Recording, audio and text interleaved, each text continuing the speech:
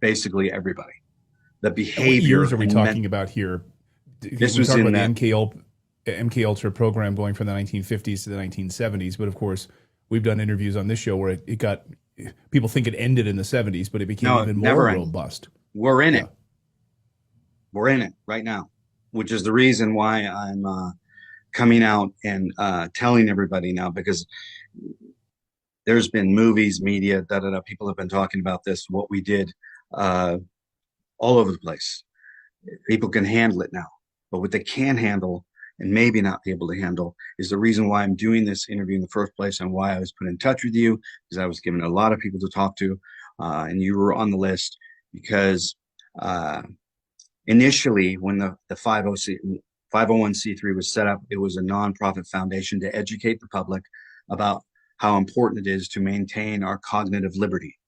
This supersedes the Constitution, law, everything, right? It's your right to have your own thoughts.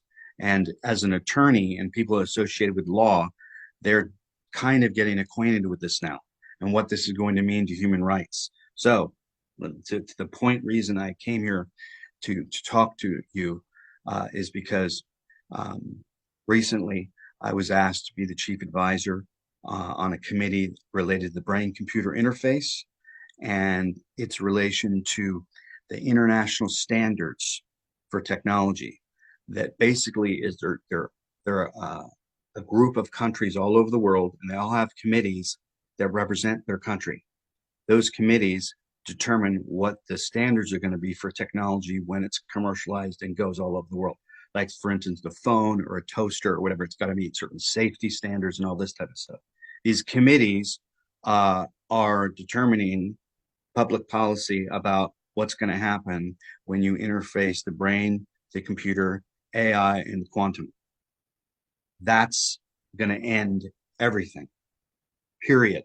It's the end. It's the initiation of the decapitation of our relationship to God. Will become cybernetic. Will become, instead of carbon, will be silicon-based life forms, cybernetics, and they're going to do this via voluntary compliance. Most people will walk right into it, not even knowing they're doing it or want to do it, because there's portions of the population all over the world, in the younger generations, that feel that humanity has no hope at all, and they're going to fuse with this technology already. So the brain-computer interface, it's tied in to everything, all our warfare systems, all our banking systems, all our health systems, all in the ways we do commerce and move about in culture. This is the extinction level event because you no longer are an organic free will human being. You're now fused, tied into the cloud. And there's a documentary film crew that's recently contacted me, and there's I've talked to many people behind the scenes now because I really initially I could have commercialized myself in this chapter of my life quite well and made a huge name for myself. I don't know, the mind control guy, but I really didn't want to do that.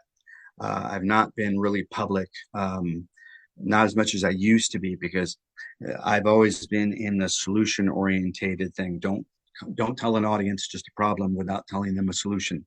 So I don't want to come here and say, okay, we're at the end of civilization, and that's it. Goodbye, have a nice day.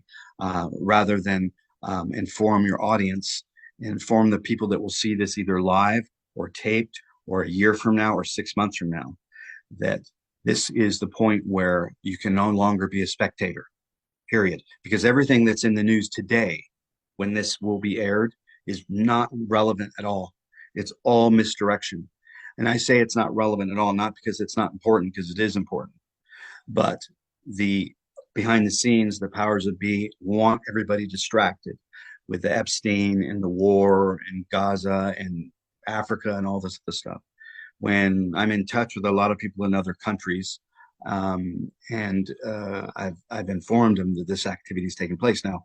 To summarize it and make it relevant for people that may be new to this, Palantir, everybody knows that name. They are aiding and abetting the end of our species. Okay. So what I am saying, and I will have documents in the near future, is he's going to be sued by many people to begin the process of public dialogue, public policy, and your rights to your own brain. Now, there's already been laws that have been passed in the governor of California just passed the laws protecting somebody's individual brain and their personality because now what's happening is the very symptoms of all this are happening because people are cloning their personalities, cloning their voices, and putting them into the internet. And this is all going to create, there's no law in anything in the world prepared to deal with this and what's going to happen.